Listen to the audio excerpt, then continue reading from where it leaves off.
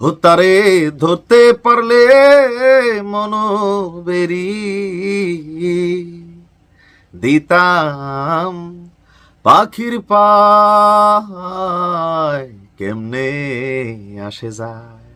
খাঁচার ভিতর অচিন পাখি কেমনে আসে যায়। আমাদের ফোক গানের এই গানটা নিয়ে এখন চিন্তা করতেছে ইসরায়েল, চিন্তা করতেছে আমেরিকা।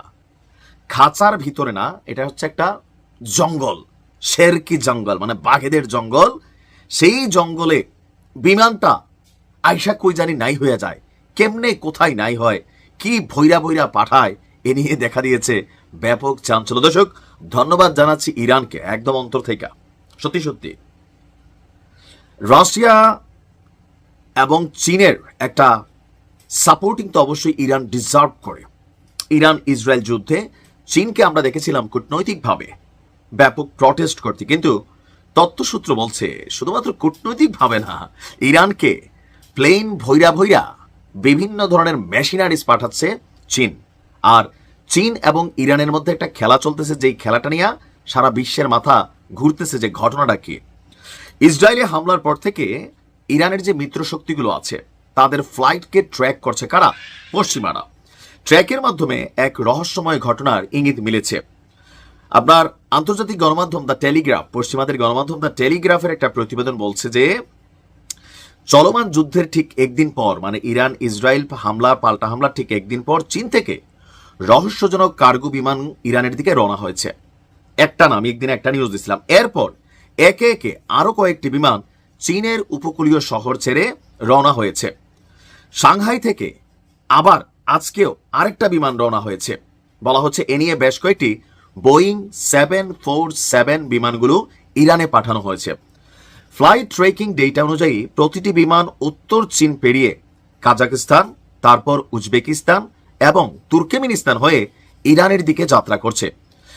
এসব বিমান ইরান সীমান্তের কাছে গিয়ে হঠাৎ করেই ফ্লাইট ট্র্যাকিং সিস্টেম থেকে বা আন্তর্জাতিক মনিটরিং যে রাডার সিস্টেম আছে বিমানের, সেই রাডার সিস্টেম থেকে অদৃশ্য হয়ে যাচ্ছে।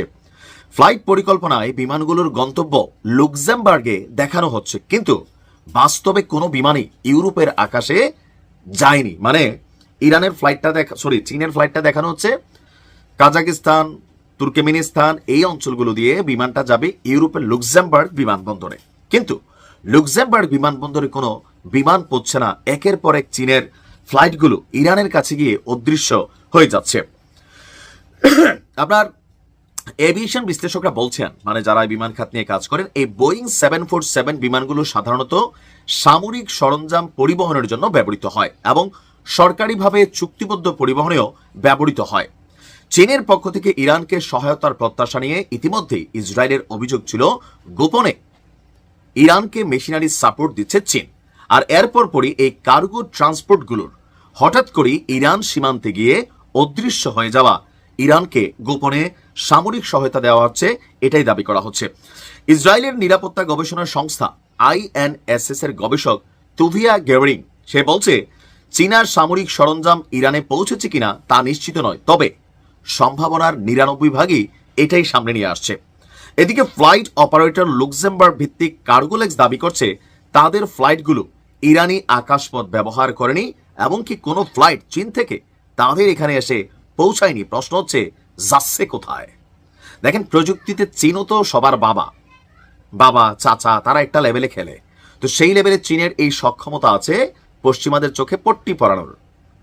আমরা বিশ্বাস করি চীন ইরানকে সহযোগিতা করছে। ইরানের সাহসের জায়গাটা দেখে অনেকটা আইডিয়া হচ্ছে যে ব্যাকআপ তো কেউ না কেউ দিচ্ছে।